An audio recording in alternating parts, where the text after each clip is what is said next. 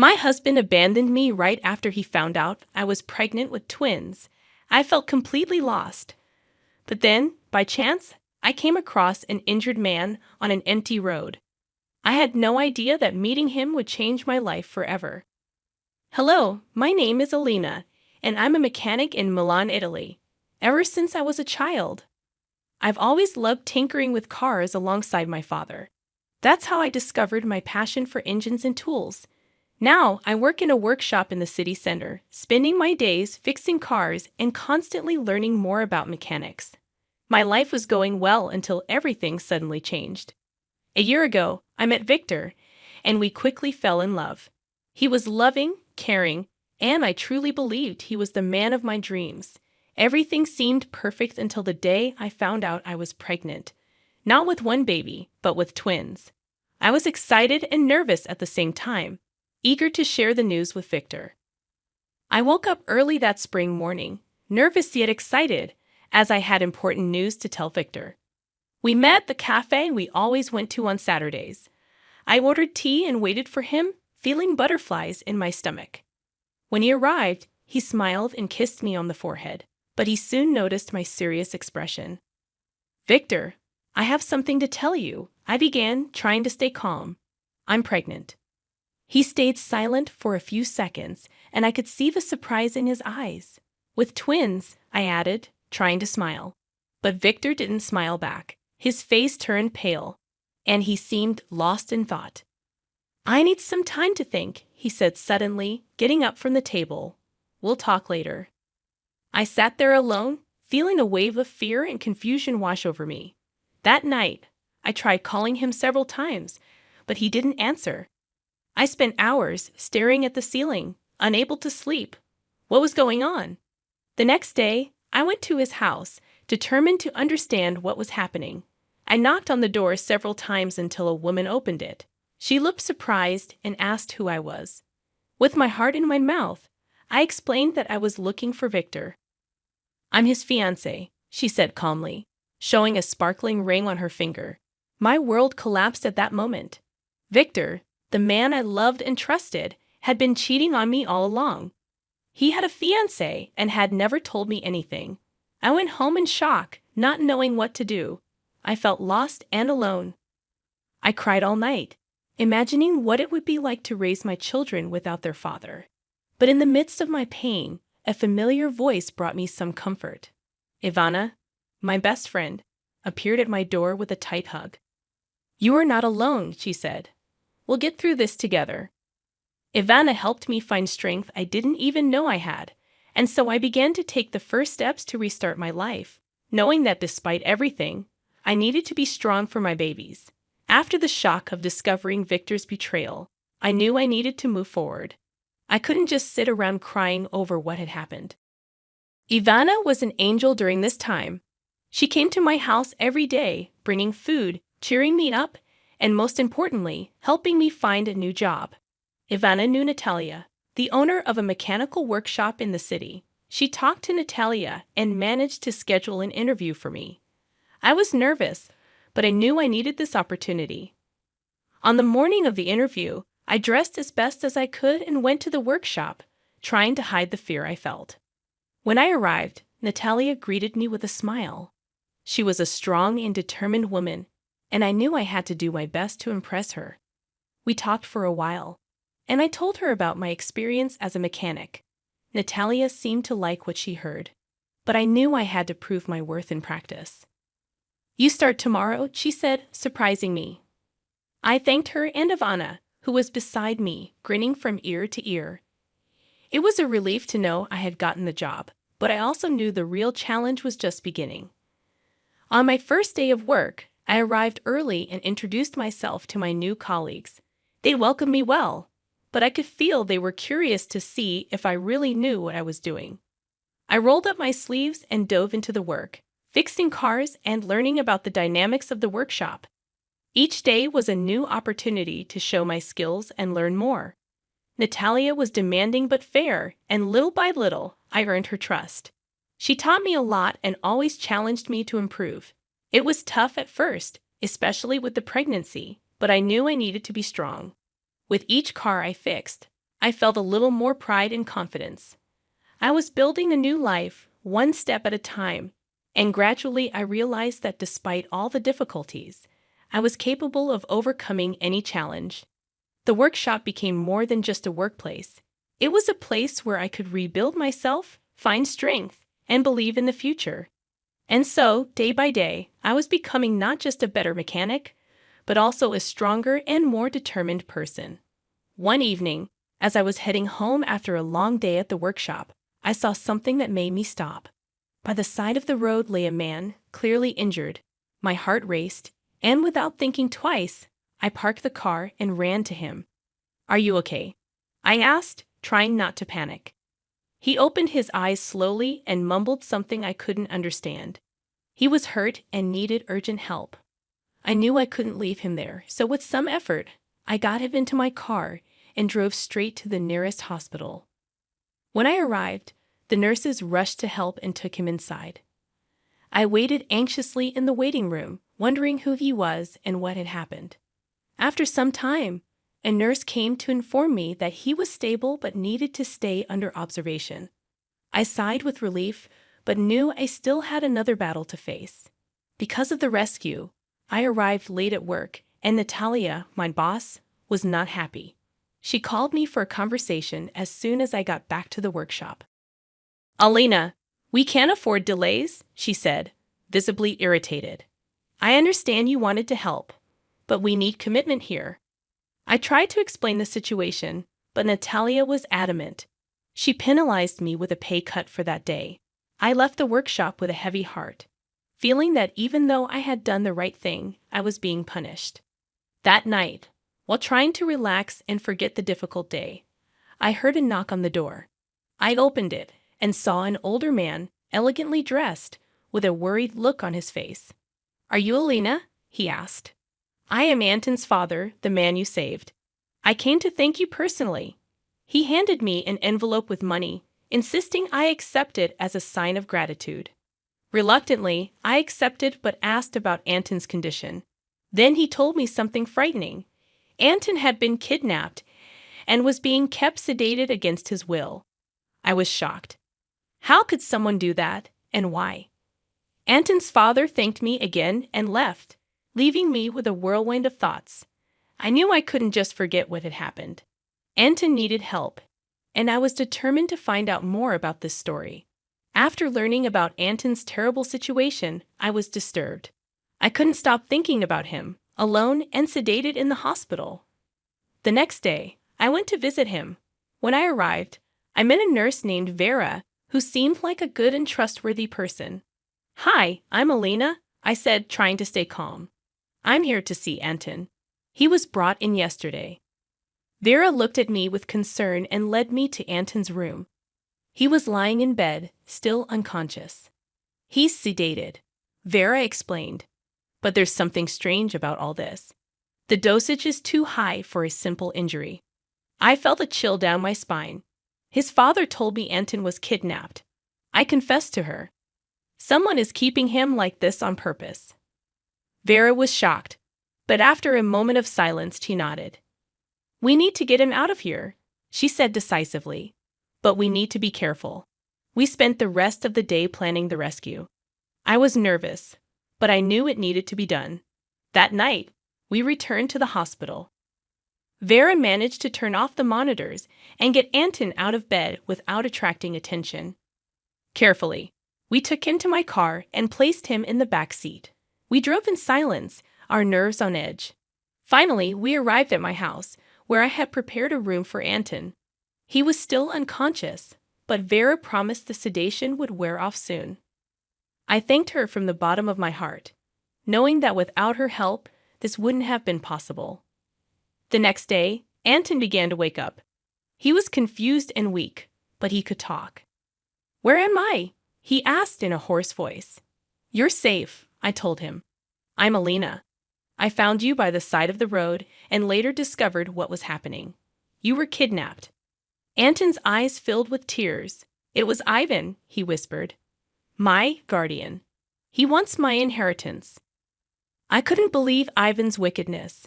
How could someone do that? "Don't worry," I told Anton, holding his hand.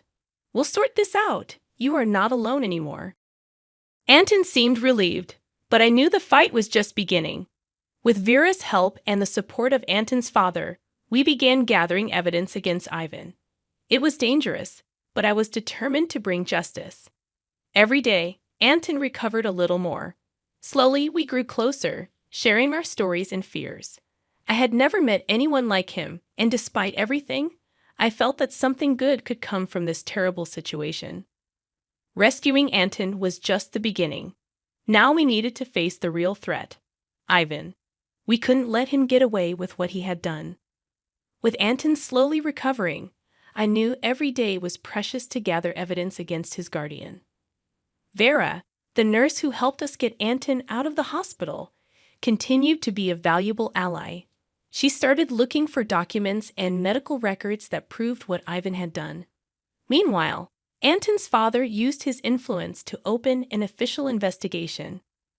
Meanwhile, Anton stayed at my house, recovering little by little. We talked a lot, and I discovered how brave and determined he was. Even weakened, he was willing to fight for justice. This inspired me to keep going even when everything seemed difficult. One day, Vera brought important news. "I found the medical records," she said with a triumphant gleam in her eyes. "They clearly show that Anton was being sedated deliberately and unnecessarily. This evidence was crucial. We decided to take these documents to the authorities." Anton was nervous, but also relieved to finally have something concrete against Ivan. We went to the police station together, where we handed everything over to the investigator in charge of the case. The following days were full of anxiety. The investigation was underway, but we didn't know the outcome yet. Anton and I spent a lot of time together, supporting each other. We began to share more about our lives, our hopes, and our fears. The connection between us grew stronger each day. Finally, the news we had been waiting for arrived. The police had enough evidence to arrest Ivan. He was detained and charged with kidnapping and attempted fraud. Anton and I were called to testify in court. It was a tense moment, but we were ready. On the day of the trial, I saw Ivan for the first time. He was a cold and calculating man, but I didn't let myself be intimidated. I told my part of the story clearly, as did Vera and Anton's father. When it was Anton's turn, he spoke with a strength I had never seen before. He told everything he had suffered at Ivan's hands and made it clear he wouldn't let him ruin his life. The judge listened attentively, and after everyone's testimony, he declared Ivan guilty. It was a moment of relief and joy. Justice was done. Anton was free, and Ivan would pay for his crimes. We returned home, exhausted but happy. We sat on the couch, and Anton looked into my eyes. "We can finally move forward," he said, smiling. "Yes," I replied, feeling a wave of happiness. "Now we can focus on our future." And so, we began planning the next phase of our life together. With Ivan out of the way, we could build the family we always dreamed of. The twins were about to arrive, and I knew Anton would be an amazing father. Additionally, the women's workshop was becoming a reality. Each day was a new step towards our dream, and with each challenge we overcame, we felt we were getting closer to complete happiness. Together, Anton and I were an unbeatable team, and we knew that with love and determination, we could face any obstacle life threw at us. After all the storms we faced, the calm finally arrived. Anton and I were closer than ever. With Ivan out of our lives, we could focus on building our future together. Our days were filled with joy and plans for the future. Anton was always by my side, helping with the preparations for the twins' arrival. Every ultrasound, every kick I felt in my belly, was a special moment we shared with great love. One day, we were walking in the park, holding hands, when Anton suddenly stopped. He turned to me with a serious but loving look. "Alina," he began, "these last months have been a roller coaster. But one thing has become clear to me: I love you, and I want to spend the rest of my life with you and our children." My heart skipped a beat. Before I could respond, he knelt down and took a small box from his pocket. "Will you marry me?" he asked with a shy smile. Tears of joy filled my eyes. Yes, Anton, of course, yes, I replied, hugging him tightly. He slid the ring onto my finger, and we kissed under the blue sky, feeling that all our effort and struggle had been worth it. With the wedding planned, we started to plan our new life. Anton took on the role of father to my twins with so much love and dedication that my heart filled with gratitude every day. He was always present, taking care of me, going to appointments, and helping set up the baby's room. Additionally, our idea of opening a franchise of mechanical workshops for women began to take shape. With Anton's help and Natalia's support, we gathered the necessary resources. We decided to start with a pilot workshop in Milan, offering not only mechanical services, but also basic courses so that women could learn to take care of their own cars. The opening was a success. Seeing the smiles and confidence of the women who came to us was rewarding. It was more than a business. It was a community of support and empowerment. I had never felt so fulfilled. But not everything was easy. We faced daily challenges, from the logistics of the new business to the final preparations for the baby's arrival. Amid all this, there was still the shadow of the past, especially with the possibility of encountering Victor at some point. However, each challenge made us stronger. Anton and I supported each other, knowing that together we could face anything. Our home was filled with love, and the anticipation of the twins' arrival kept us excited and hopeful. Then, on a cold winter day, my babies were born. Anton was by my side, holding my hand and smiling with tears in his eyes. When I heard the first cry, my heart almost burst with happiness. They were perfect. We returned home with our little miracles, ready to start our new life as a family. Each day was an adventure, but with Anton by my side, I knew we could face anything. Our journey was just beginning, and I couldn't be happier. The arrival of the twins transformed our lives in ways I could never have imagined.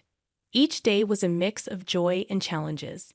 Anton and I were learning to be parents, discovering together the joys and difficulties of raising two babies. Our days began early and ended late, but every smile from our children made it all worth it. Anton proved to be an incredible father, always willing to help, learn, and take care of us.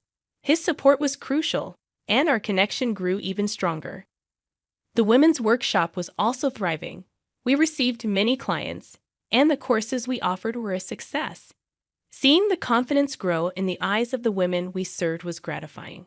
They learned to take care of their own cars and feel safe on the road, something that had always been a dream for me. Despite all the happiness, we knew there were still issues from the past that needed to be resolved. One day, while we were at the workshop, I heard a familiar voice. I turned around and saw Victor. He looked older, tired, and for the first time, I saw regret in his eyes. "Alina," he began, "I heard about the twins. I need to talk to you." Anton, who was beside me, took my hand. "I'm here," he said, giving me strength. I took a deep breath and looked at Victor. "Victor, a lot has changed," I began. "You left us when we needed you the most. Anton is here. He is the father of my children, and we won't let you hurt us again." Victor lowered his head. "I know I was wrong. I just wanted to ask for forgiveness and, if possible, be part of their lives in some way. It was a difficult decision. I knew Victor had the right to see his children, but I also knew I needed to protect our new family." "We can talk about it," I finally replied, "but things will be on our terms." With time, we found a way to include Victor in the twins' lives in a safe and controlled manner. It wasn't easy, but it was the best for our children. They deserved to know the truth, but they also needed the stability and love that Anton and I were determined to provide. Challenges continued to arise, but we were ready to face them together. Our workshop was growing, our children were growing up healthy and happy, and our love was getting stronger every day. I learned that life is full of ups and downs, but with courage, determination, and love, it is possible to overcome any obstacle. Every day with Anton and our children was a blessing. Together, we faced the past, built the present, and looked to the future with hope. We knew that no matter what came our way, we would be ready to face it all together as a family.